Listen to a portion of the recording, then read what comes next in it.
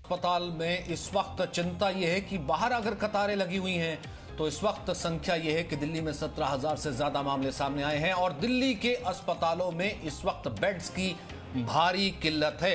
अब से आधे घंटे पहले जब हमने दिल्ली सरकार के अस्पतालों में बेड्स की पड़ताल की, जो कि रियलिटी रिपोर्ट हम आपको इस बुलेटिन में दिखाने वाले हैं, आईसीयू बेड्स की बात करें तो वो सिर्फ और सिर्फ 91 बचे हैं। बाकी बेड्स की बात भी करें तो बाकी बेड्स भी काफी कम हैं।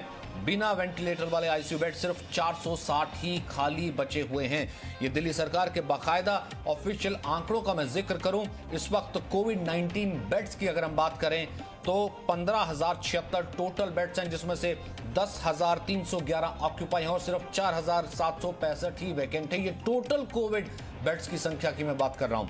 अगर हम बात करें वेंटिलेटर्स की तो 1242 टोटल वेंटिलेटर्स हैं, जिसमें से 1151 ऑक्यूपाइड हैं। ये दिल्ली सरकार के खुद के आंकड़े कह रहे हैं और सिर्फ 91 ही वैकेंट बचे हैं। एक वक्त जो आंकड़ा है वो 17,000 से ऊपर आ रहा है, 18,021 नए मामले सामने आए हैं। वहीं दूसरी तरफ जो है बेड्स की संख्या लगातार घटती चली जा रही है। टोटल कोविड-19 आईसीयू बेड जो है बिना वेंटिलेटर वाले वो 2522 हैं, जिसमें से 2062 इस वक्त ऑक्यूपाइड हैं और सिर्फ 460 वैकेंट नजर आ रहे हैं। तो ये उस वक्त स्थिति है, यानी कि 91 अगर हम बात करें 91 जो है वो वैकेंट नजर आ रहे हैं आईसीयू, और आईसीयू 91 तब नजर आ रहे हैं जब संख्या मरीजों की 24 घंटे में 18,000 को पार करती हुई नजर आ रही है, जो कि लगातार बढ़ती चली जा रही है। और किस तरीके से कोरोना आउट ऑफ कंट्रोल है वो लगातार,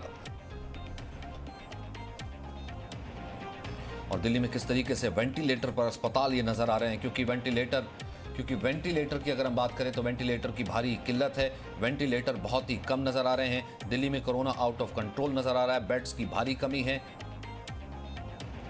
और दिल्ली में वेंटिलेटर्स का कैसे आपातकाल है ये सब नजर आ रहा है इस वक्त। जैसा कि हमने आपको बताया कि सिर्फ 91 वेंटिलेटर्स, टोटल 91 वेंटिलेटर्स बाकी हैं। 1242 टोटल वेंटिलेटर्स हैं, जिसमें से 1151 बेड्स हैं, जो कि 1151 बेड्स हैं जो कि ऑक्यूपाइड हैं, जिसमें वेंटिलेटर हैं, और सिर्फ 91 खाली नजर आ रहे हैं। तो कुल मिलाकर के दिल्ली का पूरा सिस्टम हम ये कह सकते हैं, दिल्ली के बेड्स ये कह सकते हैं, दिल्ली के अस्पताल ये कह सकते हैं, जो कि इस वक्त खुद वेंटिलेटर पर ही नजर आ रहे हैं।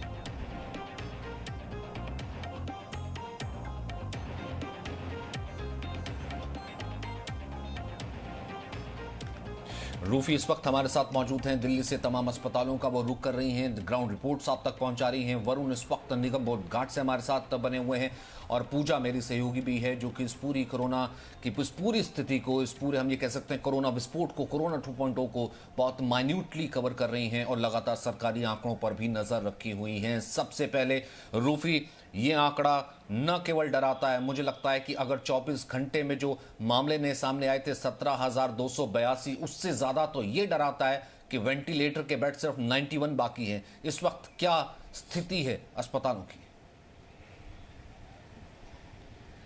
सचिन, मैं आपको ये भी यहाँ पर बताना चाहूँगी कि जब मैंने 11:38 पर बेड की सिचुएशन देखी थी दिल्ली कोरोना ऐप पर, तो वो 91 दिखा रहा था, और जब मैंने 11:55 पर दोबारा अपडेट के लिए देखा तो एक और वेंटिलेटर यहाँ पर कम हो गया, यानी अब जो वेंटिलेटर वाले बेड है दिल्ली में वो सिर्फ 90 बचे हैं। और यहाँ मैं आपको ये भी बताना चाहूँगी कि ये स्थिति सिर्फ दिल्ली की कोरोना ऐप की है।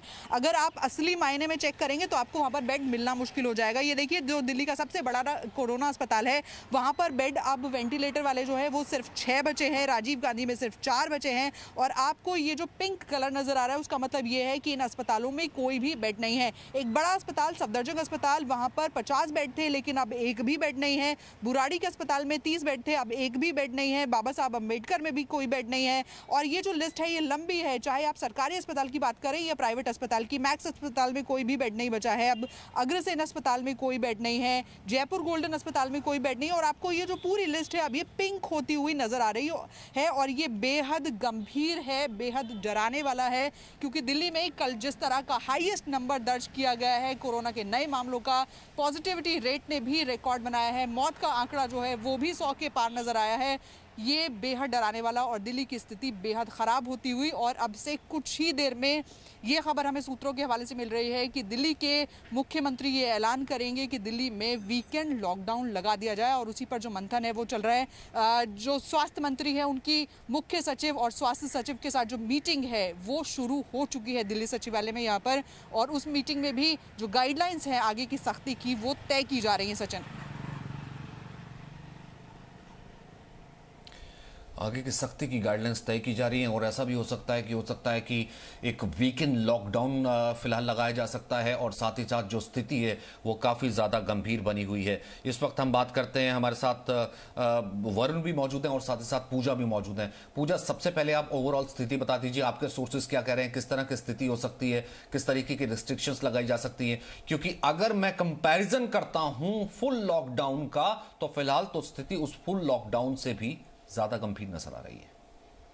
बिल्कुल सचिन, पिछले साल फुल लॉकडाउन की स्थिति में हम थे अप्रैल के महीने में, और तब आंकड़े इतने खराब नहीं थे। आप सिर्फ एक आंकड़े से अंदाजा लगा सकते हैं, भारत में 1 लाख से 2 लाख प्रतिदिन पहुंचने में सिर्फ 10 दिन का वक्त लगा। हम 1 लाख से 2 लाख पहुंच गए, और दिल्ली में एक दिन में 17,000 मामले आने का मतलब यह है कि अब देश में एपिसेंटर सिर्फ मुंबई, नासिक, पुणे या गुजरात का अहमदाबाद नहीं है। देश के हर राज्य में अब एक एपिसेंटर मौजूद है, और कोरोना की स्थिति अगर अब हम ये कहें कि आउट ऑफ कंट्रोल है तो गलत नहीं होगा।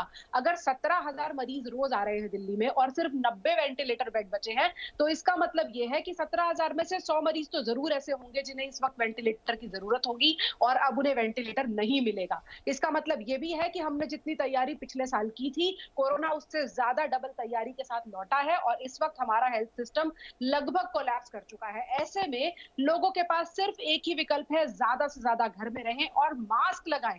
ये नहीं समझ में आ रहा है अभी भी सचिन की इतने आंकड़े दिखाने के बाद, मोर्चरी से, शमशान घाट से रिपोर्टिंग दिखाने के बाद भी लोग ये क्यों सोच रहे हैं कि हम मास्क नहीं लगाएंगे और बच जाएंगे। अब बचना नामुमकिन है। अमेरिका पहले नंबर पर है, भारत दूसरे नंबर पर है, लेकिन उसके बाद भी अमेरिका में 21 दिन का वक्त लगा था 1 लाख से 2 लाख पहुंचने में, और भारत में सिर्फ 10 दिन लगे हैं। इससे ये समझ में आता है कि स्पीड कितनी ज्यादा है। और आप ये समझिए कि आपके पास खड़ा हुआ दूसरा व्यक्ति इस वक्त कोरोना संक्रमित हो सकता है। इस डर के साए में लोगों को अब जीना चाहिए।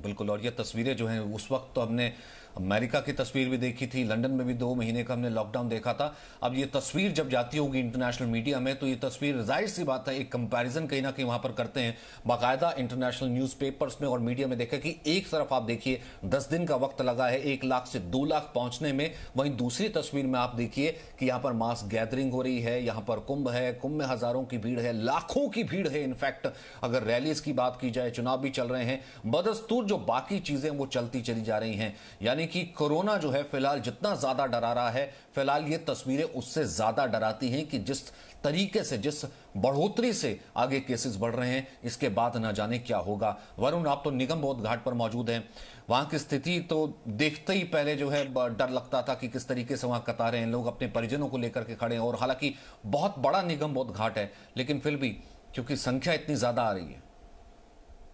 जी बिल्कुल, देखिए अगर दिल्ली की बात करें तो बीते 24 घंटे में 104 मौतें हुई हैं कोरोना के कारण, यानी कि हर एक घंटे में 4 से ज्यादा लोग अपनी जान गंवा रहे हैं सिर्फ कोविड के कारण। और निगमबोध घाट की मैं ये तस्वीर दिखाऊं तो अस्पतालों में तो हालात चिंताजनक है। यहाँ पर दर्दनाक तस्वीरें हैं। यहाँ पर हर एक प्लेटफॉर्म पर आपको दाह संस्कार होता हुआ नजर आएगा। वो शवों को जलाने के लिए जो परिवार हैं वो वेटिंग कर रहे हैं। यहाँ पर प्रतीक्षालय बना दिए गए हैं, उनको बड़ा करना पड़ गया है क्योंकि अब वो वेटिंग चल रही है लगातार। यहाँ पर आप देखिए जो दाह संस्कार होता था वो कोरोना के बाद से अब उसमें भी बदलाव हो गए हैं। वो भी आखिरी राइट्स जो फैमिली करना चाहती उसको भी अच्छे से नहीं कर पा रही है, और लगातार यहाँ पर बॉडीज आ रही हैं। सुबह से मैं यहाँ पर 2 घंटे मौजूद हूँ। 2 घंटे में यहाँ पर कुल 30 बॉडीज ऑलरेडी पहुंच चुकी हैं, और एक दिन में 104 मौतों का होने का मतलब है कि चाहे वो कब्रिस्तान हो या फिर शमशान घाट हो, हर जगह इस वक्त कतारें लगी हुई हैं सिर्फ उन आखिरी राइट्स को करने के लिए। अगर आपको मैं टोटल आंकड़ा बताऊं तो दिल्ली में 17,000 मामले हैं। दिल्ली में बेड्स सिर्फ 90 बचे हैं वेंटिलेटर के, लेकिन उसके बाद का ये स्टेप होता है अगर वो वेंटिलेटर के बेड्स पर उनको अच्छे से इलाज मिल जाए, अगर जरूरतमंद को अगर आज भी वो मेडिकल सिस्टम, वो पूरा स्ट्रक्चर उन्हें टाइम पर दे पाए, तो शायद यहाँ पर ये हालात ना हो। यहाँ बहुत से लोगों से हमने बात की, उनका ये कहना था कि उन्हें अगर उनके परिजन को समय पर पर ऑक्सीजन मिल पाती तो शायद वो बच जाता, लेकिन ये हालात बताते हैं उस मेडिकल स्ट्रक्चर को भी। और यहाँ पर ये जो आंकड़े हैं वही साफ तौर पे आपको बता देंगे कि अगर आपको 2-2 घंटे के अंदर 30-30 प्लेटफॉर्म्स पर एक साथ किसी का दाह संस्कार हो रहा है, वो भी सिर्फ कोरोना से होने वाली मौतों का, तो सोचिए दिल्ली किस तरफ जा रही है। इतिहास का सबसे बुरा दौर दिल्ली इस वक्त देख रहा है। और अगर ये आंकड़ा लगातार तेजी से बढ़ता है तो यहाँ पर पूरी तरह से जो दिल्ली है वो डूब जाएगी इस चीज के अंदर, क्योंकि अब कहीं पर भी एक भी बेड के लिए लड़ाई करनी पड़ रही है दिल्ली वालों को। यहाँ पर 100 में से जो ज्यादा जितने भी लोग हैं उनको लड़ाई करनी पड़ी थी अपने परिवार वालों को बचाने के लिए। और यहाँ पर जो रोते बिलखते लोग हैं वो यही कह रहे हैं कि अगर हमें समय पर इलाज मिल जाता तो। और इसीलिए सबसे ज्यादा जरूरी है कि दिल्ली में जो वीकेंड पे लॉकडाउन लगाने की बात हो रही है उससे भी कुछ बड़ा सोचा जाए। अगर जल्द ही कोई बड़ा फैसला नहीं लिया जाता है प्रशासन द्वारा तो ये तस्वीरें बहुत और बुरी हो सकती हैं। Sachin, Presenting B News app, available on Google Play and App Store. Download it now.